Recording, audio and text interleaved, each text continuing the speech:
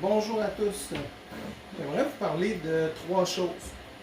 Première chose, les huiles, que ce soit l'huile d'olive ou l'huile d'avocat, leur utilité. J'aimerais vous parler aussi des tisanes. Si vous voulez économiser, là, vous pouvez acheter en gros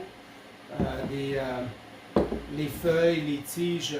Il y a plusieurs parties de la plante qu'on peut commander en ligne sur Internet pour avoir des formats beaucoup plus grands que juste les petites tisanes qu'on achète.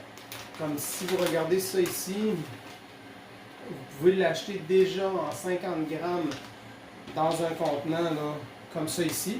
Vous allez payer environ 15 $, puis vous allez avoir 50 grammes. Ça ici, vous pouvez avoir une demi-livre pour presque le même prix. Puis lorsqu'on achète les tisanes, la plupart du temps, les tisanes sont dans des formats comme ça ici. C'est toujours environ 40 ou 50 grammes le contenant. Si on veut avoir des plantes qui sont bénéfiques pour la digestion, puis pour avoir le même effet que les vitamines, comme prendre du magnésium, du potassium, même du phosphore, lorsqu'on parle de la plante ultime qui pousse au Québec, on parle de l'ortie. D'où, lorsque vous entendez là, qu'il y a des personnes qui font de l'urticaire, cette plante-là, si on la touche, elle donne de l'urticaire. Elle porte le nom Urtica. Je n'ai pas le nom au complet italien, là, je ne suis pas un spécialiste en naturopathie. Mais pour la digestion, ce qui m'aide beaucoup, c'est les plantes qui sont conseillées pour la digestion. On parle de la mélisse, on a l'ortie, on a aussi la guimauve, on a la menthe. Donc, idéalement, pour ne pas avoir une tonne de quantité de plantes, on essaie de sélectionner ceux qui nous conviennent en fonction de qu'est-ce qu'on a réellement besoin. Si on ne sait pas quoi prendre, il n'y a rien qui empêche de mélanger les tisanes que vous avez déjà avec les plantes. Et il n'y a pas de posologie. Si je prends la plante, j'ai un contenant qui est quand même assez grand. Normalement, pour une tasse, je vais mettre une cuillerée à thé. Mais étant donné que c'est un plus gros contenant, que je vais le faire tremper dans l'eau chaude, je me permets de mettre, ça pourrait être 2 cuillerées à soupe, ça pourrait être 3 cuillerées à soupe. Présentement, je mets 2 cuillerées à thé qui dépassent, même 3. C'est pas la quantité qui est importante, c'est la régularité. Puis, on peut le prendre autant à température pièce, c'est-à-dire lorsque vous l'avez fait infuser, vous pouvez la mettre de côté, puis la prendre dans la journée. Vous n'allez pas la laisser sur le comptoir pendant 2 jours, vous allez le boire au complet. Si vous ne le buvez pas, gardez le liquide, mettez-le dans le frigidaire. Okay? Et moi, j'aime bien le goût épicé. Lorsqu'on parle là aussi du poivre de Cayenne, le poivre de Cayenne a la propriété aussi d'augmenter la chaleur du corps. Qu'est-ce qui va se passer si le corps est en effet de chaleur? On peut avoir comme des picotements, donc ça active la circulation sanguine. Ça a un effet vasodilatateur. Vasodilatateur, c'est lorsque les veines s'ouvrent. Et vasoconstricteur, lorsqu'on parle de constriction, c'est lorsqu'il se referme. La glace a un effet vasoconstrictif pour diminuer l'apport sanguin. Et la chaleur, au même titre que les épices comme le cayenne broyé, le piment de Cayenne, moi j'aime bien mettre une pincée, même 2. Je le laisse infuser, puis c'est sûr que si une personne a des ulcères, des choses comme ça, demandez l'avis d'un professionnel. Le cayenne peut peut-être augmenter les effets ulcéreux, comme le café va augmenter l'effet ulcéreux. Donc si vous avez des problématiques digestives et des brûlures d'estomac, amenez un apport au niveau de la tisane pour pouvoir nourrir votre organisme puis l'apaiser. Okay? Lorsque je parle des huiles, les huiles ont des propriétés, c'est pas anti-cholestérol, mais ça fait diminuer le cholestérol en augmentant le bon cholestérol. Et lorsque le bon cholestérol est en quantité plus élevée, il équilibre le cholestérol qui est néfaste. Okay? On a dans le cholestérol, il y a du rapide puis il y a du lent. Nous, ce qu'on fait, c'est qu'on augmente celui qui est bon en prenant, ça peut être l'huile d'olive, on peut prendre jusqu'à 3 à 4 cuillerées à soupe par jour. C'est pas très bon au goût. Vous pouvez le mettre dans vos salades, vous pouvez le mettre, moi je les mets sur mes pommes de terre, je les mets sur les carottes. Donc je vais chercher un apport en le mettant sur mes aliments. Mais lorsque je fais chauffer, lorsque je fais cuire des aliments, c'est absolument, il faut prendre cette huile-là. Parce que cette huile-là a la propriété a la propriété bénéfique que lorsqu'on la chauffe, elle ne se dégrade pas. Donc elle ne produit pas de déchets que vous allez ingérer.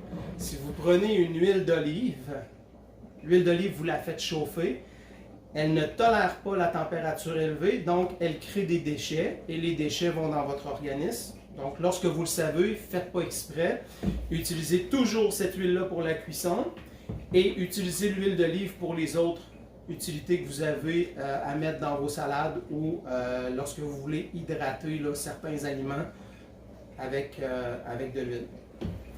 Pour ce qui est de les tisanes, l'ortie, je peux vous dire que l'ortie, grâce à une naturopathe avec qui j'ai parlé il y a environ 2-3 ans, elle m'avait donné un autre nom de plante, mais j'ai retenu l'ortie parce qu'elle était plus facile. C'était une qui est connue. L'ortie, c'est tous les produits de la terre. Les minéraux qu'on retrouve dans la terre, ben c'est ce qu'on retrouve dans cette plante-là. Lorsqu'on la prend en tisane, on va chercher les bienfaits par les minéraux qui viennent de la terre, comme pour nourrir les plantes. On est une plante, nous sommes une plante. On a besoin d'eau, on a besoin de nourriture, on a besoin de l'eau de qualité, on a besoin d'amour, puis on a besoin aussi de matériaux comme les oligo-éléments qu'on retrouve dans la terre. Même principe avec l'argile. Si vous avez de la constipation, ça vaut. Encore là, c'est des essais et erreurs. La science n'a pas pu devenir une science si elle n'expérimente pas les choses. On s'entend que lorsqu'on est malade et qu'on a un cancer ou une maladie grave, c'est pas le temps d'expérimenter. Mais lorsque vous n'êtes pas malade, c'est le temps d'expérimenter à savoir comment votre corps réagit en fonction des éléments que vous allez prendre. Si on parle d'argile, l'argile verte, et non pas, il y a plusieurs types d'argile. Présentement, avec le peu de connaissances que j'ai, l'argile verte en poudre, vous pouvez mettre 2 à 3 cuillerées à thé dans un bocal comme ça ici. Vous mettez de l'eau, vous la laissez une nuit complète ou 1 heure et vous ne prenez pas le fond, vous versez, d'où l'avantage d'utiliser ce type de bocal-là. C'est que moi, qu'est-ce que je fais? C'est que je mets l'argile, comme j'ai mis la tisane, je ne le descends pas jusqu'en bas. Je fais juste le placer au centre. Et l'eau, les dépôts vont se placer, ils vont rester au fond. Et lorsque ça fait une journée, une demi-journée ou 1 heure et que j'ai envie d'en prendre, je le descends, ça va faire bouger les liquides, mais il n'y a pas de danger, là, il n'y aura pas assez d'argile pour que vous puissiez avoir une problématique là, de congestion liée à l'argile. Je vais verser l'eau, mais mon objectif, c'est d'éviter d'aller boire l'argile qui est dans le fond. Pourquoi j'utilise l'argile? Parce que l'argile va aller chercher tous les déchets qui sont dans l'eau, va garder dans l'argile les effets toxiques de certains produits qui sont dans l'eau encore, même si elle est filtrée. Et je vais avoir accès à une eau qui est beaucoup plus pure. Encore là, si je prends ça et que j'en prends un bocal au complet dans une journée et que je fais ça tous les jours, il y a de grosses chances que je sois constipé.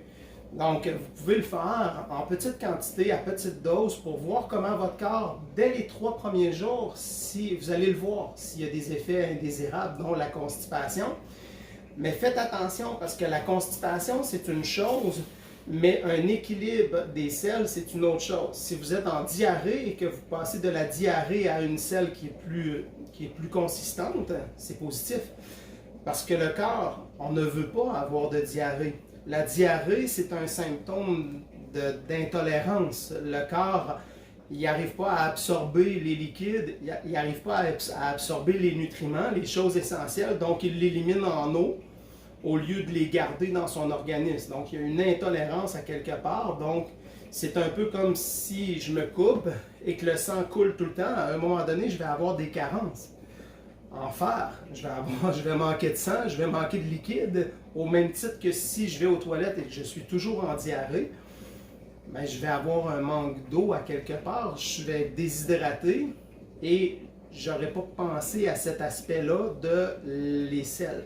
Les selles, c'est un reflet de notre état intérieur, c'est un reflet aussi de notre état mental, comment je me sens, est-ce que je digère bien la vie ou pas. On peut aller jouer dans plusieurs mots pour essayer de trouver quelque chose qui fait du sens à notre vie. C'est dans des essais et erreurs qu'on peut équilibrer certaines choses. Moi, ce que je peux vous dire, c'est que les plantes, les tisanes, si je les prends régulièrement, ça équilibre mes selles, mais dès que j'arrête, ça se perd. Donc, c'est pas quelque chose qui va nécessairement modifier votre état à long terme, mais à court terme, lorsque vous avez besoin de prendre soin de vous un peu plus, c'est le temps d'ajouter ces éléments-là et ces informations-là à votre quotidien. Je vous souhaite de passer une belle journée.